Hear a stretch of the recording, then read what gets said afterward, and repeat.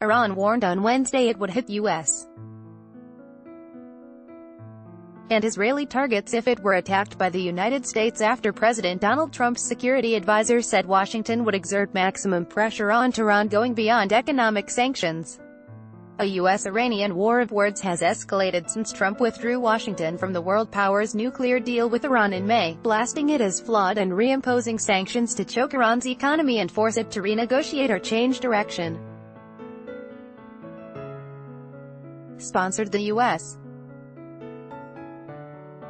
turnaround, which scrapped a wary détente between Iran and the United States after decades of hostility, has drawn defiance from Tehran despite renewed unrest over economic privations, and has unnerved other big powers where businesses have been debating whether to divest from Iran. U.S. National Security Advisor John Bolton told Reuters the return of U.S. sanctions was having a strong effect on Iran's economy and popular opinion. There should not be any doubt that the United States wants this resolved peacefully, but we are fully prepared for any contingency that Iran creates, Bolton said during a visit to Israel, Iran's enemy in the Middle East. U.S. sanctions dusted off this month targeted Iran's car industry, trade in gold and other precious metals, and purchases of U.S. dollars crucial to international financing and investment and trade relations. Farther-reaching sanctions are to follow in November on Iran's banking sector and oil exports. European powers have been scrambling to ensure Iran secures enough economic benefits to persuade it to stay in the deal. This has proven difficult, with many European firms keen to avoid financial penalties by the Trump administration. We expect that Europeans will see, as businesses all over Europe are seeing, that the choice between doing business with Iran or doing business with the United States is very clear to them, Bolton said.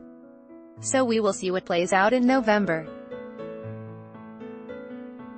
But Trump has made it very clear, his words, he wants maximum pressure on Iran, maximum pressure, and that is what is going on. Asked at a news conference later whether the United States had discussed any plans with ally Israel on how to capitalize on economic protests in Iran and if these posed any tangible threat to the Tehran government, Bolton said, just to be clear, regime change in Iran is not American policy.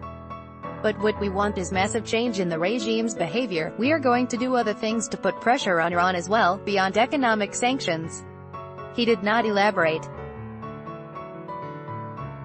Price of war. A senior Iranian cleric seen as close to Supreme Leader Ayatollah Ali Khamenei told worshippers at Eid holiday prayers in Tehran, the price of a war with Iran is very high for America. They know if they harm this country and this state in the slightest way, the United States and its main ally in the region, the Zionist regime, Israel, would be targeted. Ahmad Khatami said. Iran's Revolutionary Guards have said it could strike Israeli cities with missiles if it were threatened. Iran also has proxies in the region including Lebanon's Hezbollah. The Revolutionary Guards said on Wednesday they would continue increasing Iran's defensive capabilities, not surrender to U.S. pressure to scrap its ballistic missile program. Last week, Khamenei, who has the ultimate say on Iranian policy, said the United States would avoid outright conflict because of Iranian military might. There will be no war, we have never started a war and they will not confront Iran militarily, he said. Trump's campaign to isolate Iran and cripple its economy has put the old adversaries back on a collision course that European signatories to the nuclear accord fear will raise the risk of a broader Middle East war. Deal, soft on Iran. Under the 2015 deal, Iran curbed its contested uranium enrichment program under UN monitoring and won an end to global sanctions in return. Trump has condemned the deal as too soft on Tehran and would not stop it developing a nuclear bomb, though UN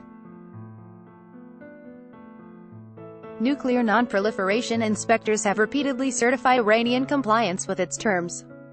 Khatami, the prominent Iranian cleric, also said Trump's offer of talks was unacceptable as he was demanding Tehran give up its ballistic missile program and scale back regional influence. Neither issue was covered by the 2015 agreement. Americans say you should accept what we say in the talks. So this is not negotiation, but dictatorship, Mizan news agency quoted Khatami as saying. Trump has said Iran must stop meddling in wars in Syria and Yemen, part of a foreign policy supporting regional allies in conflict with proxies of U.S.-backed Gulf Arab kingdoms.